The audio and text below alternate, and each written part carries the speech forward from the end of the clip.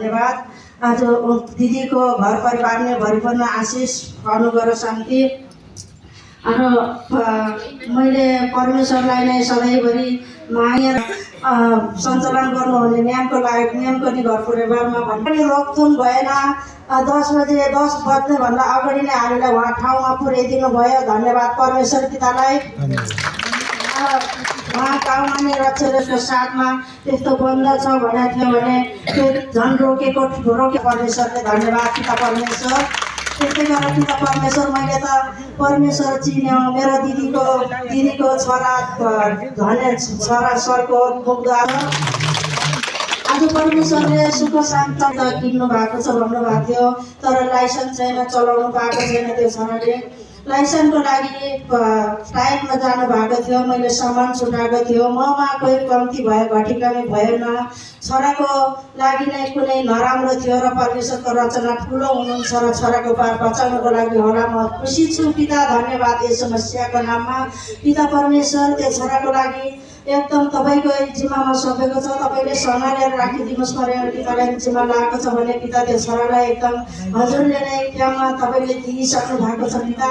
Licence पाइसक्यो भन्ने आशा र भरोसा छ तपाईँको छोराको लागि। तपाईँले नै सम्हालेर राख्नु भएको छ। धन्यवाद पिता परमेश्वर। छिट्टै लाइसेन्स तयारी गरिसक्नुभयो। धन्यवाद बेसरी गर्नु भएको छ, तर दुईचोटि लाइसेन्स परमेश्वरले यसमा एकदम यो पुस्तक एक्जाम एकदमै राम्रो मार्क्स ल्याउने योग्यको बनाउनु भयो पिता हजुरलाई। धन्यवाद। त परमेश्वर दाजुलाई सम्मान स्वरूप जोरदार ताली। जय परमेश्वर। पिताजीको महिमाको निम्ति सम्मान स्वरूप जोरदार ताली। गर्नु कति सुनाउनु होला। मेरो हात एकदम चित्राउँथ्यो है। मैले एकदम मोरा पनि निकाउनु सक्दैन थिएँ। अहिले यहाँ आएर परमेश्वर पिताको महिमामा आएर होइन ताली बजाउँदा कतिखेर निको भने थाहै भएन कि। धन्यवाद परमेश्वर। जय परमेश्वर पिता। जय परमेश्वर। यहाँ सत्य वचन खुलाउनु हुने हामी सबैको आकाङ्क्षा म्याम, विराज सर म्यामहरू के अरे वाद्य बजाउन सक्नुहुने सरजी, यहाँ परमेश्वर पिताको पवित्र आज खाना लाउन सबै पुगेको छ। आज एकदम खुसी छु के पितालाई धन्यवाद। गरमसँगै अन्तिमबाट दिएँ। उहाँहरू दुवैमा परमेश्वर पिता भरिपूर्ण आशिष सधैँ वचन भनेर नानु कारण चिने है। अस्ति नानुलाई मुसिलको 20 गते बेलुका क्या राति उसको बाबा चिकन जानु भएको थियो। म एक्लै पसल चलाइरहेको थिएँ। पितालाई धन्यवाद। अनि आज रातमा 1 बजीतिर नानुलाई बेसरी ज्वरो आएछ कि मम्मी मलाई छाती नि दुखेको छ, ज्वरो नि आएछ, म त भोलि स्कुल जान सक्दिनँ भनिन् कि है। र नानु अहिले सुता केही नि भएन, भोलि कुरा भोलि नै हुन्छ र म नि मिलाइछु। भोलिपल्ट बिहान उठ्दा त कस्तो सरमै निको बनाउनु भएछ कि। धन्यवाद हेर्नुहोस् त। अहिले अब आफ्नो जिल्ला पनि भएको थियो है। अनि म गएको थिएँ। नानुले कस्तो राम्रो नम्बर दिएछिन् कि। अनि सर म्यामले पनि भन्नुभयो कि नानु असाध्यै ज्ञानी, कति राम्रो पढ्नुहुन्छ भनेर सर म्यामले पनि भन्नुभयो कि। त्यसो भन्दा कति खुसी। हेर्नु त हिजोको दिन यो खुसीले खोसेको थियो भने आज परमेश्वर पिताले खुसी दिनुभयो कि है। जीवनबाट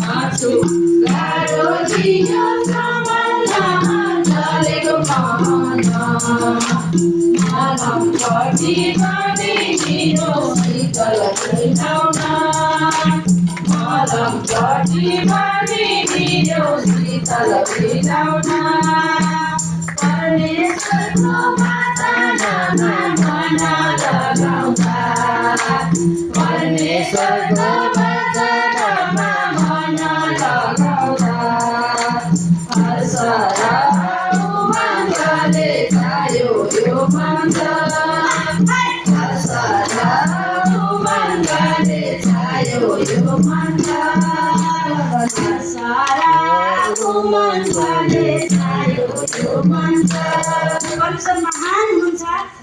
संसारमा असम्भव छ होइन। जुनसुकै कुरा पनि परमेश्वरमा हामीले सफा मनले सफा हृदयले परमेश्वरलाई माग्नुपर्छ होइन। परमेश्वर सबै कुरा दिनुहुन्छ। परमेश्वर पितालाई धन्यवाद। सबैमा परमेश्वर पिताले एकदम अनुग्रह शान्ति होइन सुख शान्ति दिइसक्नु भयो। परमेश्वर पिता हजुरलाई धन्यवाद। मलाई परमेश्वरले दिनुभएको गवाईले हजुरहरू सबैलाई भरिपूर्ण आशिष।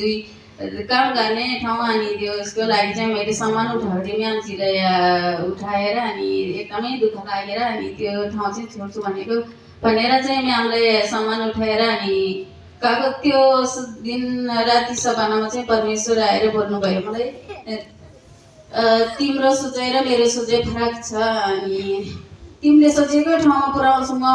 त्यो दिन आएपछि अहिले ए भनेको नर्मलै हो, यो राम्रो छ, यो समय बस्छ भनेर भन्नुभयो। अनि त यसमा पनि परमेश्वर पितालाई धन्यवाद। त्यही नै बसिरहेको छु म। एकदमै बस्न मन लागेको थिएन मलाई चाहिँ, एकदम टाढा भएको जस्तो कता कता आएको थियो नि। त्यो चाहिँ गवाई पाएको मासु छ अहिले होइन, त्यो ठुलो गवाई चाहिँ पछि आएर भन्नेछु। परमेश्वर पितालाई धन्यवाद। सक्नुभयो परमेश्वर पितालाई। आज अर्को गवाई चाहिँ आज मेरो बहिनी पनि नभ्याएको कारणले आज बहिनी पनि सत्सङ्गमा आएको छ है। बहिनी पनि घ्या पाएको थियो, बहिनी त अब जुरेको थिएन। ऊ चाहिँ आज नि म्यामकोमा जाउँ न आज सपनामा नि देख्यो भन्नुभयो अनि खुसी लागेर आएको परमेश्वरको योजना यो है। जोडदार ताली आएर बोल्नुभयो मलाई सपनामा चङ्गाउने सिटी अनुसारले चाहिँ चङ्गाउनु पनि भयो अनि बोल्नु पनि भयो। अनि त्यो म्यामले चाहिँ आएर बोलिदिनु भयो यसो भने मलाई अनि तिमीलाई कहिले पनि दुःख र कष्टमा पर्न दिन्न भनेर अनि परमेश्वर डाइरेक्ट आएर अनि त्यसरी सरनाम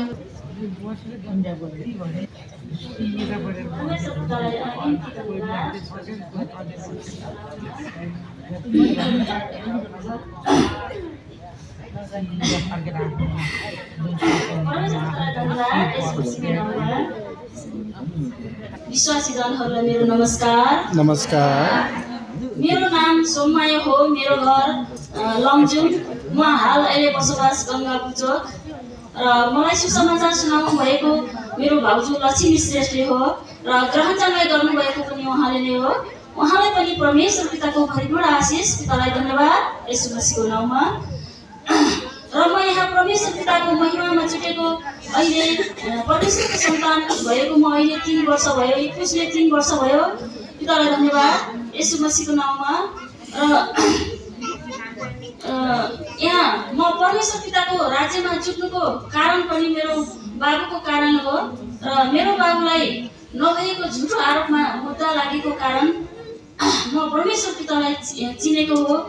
आज म एउटा कारणले परमेश्वर पितालाई चिनेको थिएँ त आज मेरो जीवनमा धेरै उद्धार भएको छ। पितालाई धन्यवाद।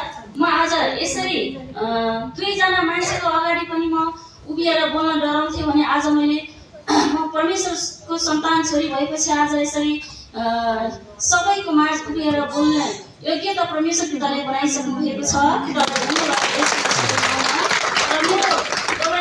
धेरै दुःख कष्ट र दलदलमा फसेर म परमेश्वरलाई चिनेको थिएँ। पहिला त मेरो पितासँग मारिएको थिएँ त परमेश्वर पिताले हात पनि एकदम ठिक र सन्चो बनाउनु भयो। पितालाई धन्यवाद। हामीले एकदम धेरै दुःख दलदलमा फसेपछि मात्र र रोगले एकदम पिर्सिएपछि मात्र हामीले परमेश्वर पितालाई चिन्न सकिँदो रहेछ। यसभन्दा पहिला मैले नै यो परमेश्वर पिताको राज्यमा यो क्रिस्चियनमा गएर के नै हुन्छ र भनेर मैले परमेश्वर पितालाई मैं आफैले नै के हुन्छ र त्यहाँ गएर कति देउता भट्टा जाँदा कति कहाँ गएँ मलाई कता गएँ त्यस्तो ठाउँमा त गएर भएन भने परमेश्वर पितामा गएर के हुन्छ र भनेर म आफैले घृणा गर्थेँ। त आज मलाई परमेश्वर पिताले चुन्नु रहेछ र मैले परमेश्वर पितालाई घृणा गरेको रहेछु। आज मलाई परमेश्वर पिताले चुन्नु भयो। मेरो धेरै उद्धार भएको छ र म धन्यवाद पिता परमेश्वरलाई। ल मलाई कस्तो अवस्थामा थियो भने एकातिर मेरो बाबुलाई झुटो आरोपमा मुद्दा लागेको थियो भने अर्कोतिर मेरो घर लिलामीमा जाने अवस्था थियो। हिजोको दिन मैले परमेश्वर नचिन्दाको दिनमा जब म परमेश्वर पितालाई चिने त्यो घर पनि लिलामीबाट परमेश्वर पिताले बचाउनु भयो। धन्यवाद। मेरो श्रीमतीको 12 वर्षसम्म मेलमिलाप थिएन। जब मैले परमेश्वर पितालाई चिने, मैले परमेश्वर पितामा विश्वास गरेर म परमेश्वर पिताको सन्तान चाहिँ भएँ, 12 वर्षपछि मेरो श्रीमान श्रीमतीको पनि मेलमिलाप गराइदिनु भयो। धन्यवाद परमेश्वर। र हिजोको दिनमा मैले व्यापार व्यवसाय गर्ने ठाउँमा, म बसेको ठाउँमा त्यहाँका समाजहरूले एकदम दुःख कष्ट भएपछि एउटा उखान भन्थ्यो नि, ओह्रालो लागेको मृगलाई कुनै केले पनि बाछुरीले लगाउँछ भने चाहिँ कति सङ्कटमा थिए। एकातिर छोरालाई नभएको झुलो आरोपमा लागेको थियो, एकातिर घर मिलान जाने अवस्थामा थियो भने एकातिर मेरो श्रीमानसँग मेलमिलाप थिएन। म एउटा महिलालाई यतिसम्म गाउँ समाजले पनि यतिसम्म खेलो गरे, यतिसम्म लागेर, तर मैले त्यति बेला मलाई परमेश्वरले चुन्नु रहेछ, मलाई यसरी सबैले खेदो गरेको रहेछ। परमेश्वर पिता धन्यवाद यीशु मसीहको नाममा आज मलाई परमेश्वर पिताले र मैले आज घर पनि निलामीबाट बच्यो, श्रीमान श्रीमतीको मेलमिलाप पनि भयो 12 वर्षपछि, र मेरो बाबुको मुद्दा पनि अब छिटोभन्दा छिटो परमेश्वर पिताले मेरो छोराको एकदम उसको निर्दोष अनुसार न्याय दिनुहोस् पिता परमेश्वर भनेर मैले परमेश्वरसित बाबा मागेको छु। परमेश्वर पिताले अवश्य छिटोभन्दा छिटो उसको निर्दोष अनुसार न्याय दिनुहोस् भन्ने मागेको छु। अवश्य न्याय दिइसक्नु भयो। छिटोभन्दा छिटो मेरो छोरो न्याय पाएर आइसक्यो। पितालाई धन्यवाद यीशुको नाममा। नमस्कार। यस सत्यवचन परमेश्वर मार्गदर्शनका हाम्रा अगुवाबाट सर्जिङ ब्याङ्क लगायत सम्पूर्णमा मेरो हृदयदेखि नै नमस्कार। नमस्कार। जय पिता परमेश्वर। जय पिता परमेश्वर। र त्यसै गरी यहाँ उपस्थित हुनुभएका हाम्रा परमेश्वर पिता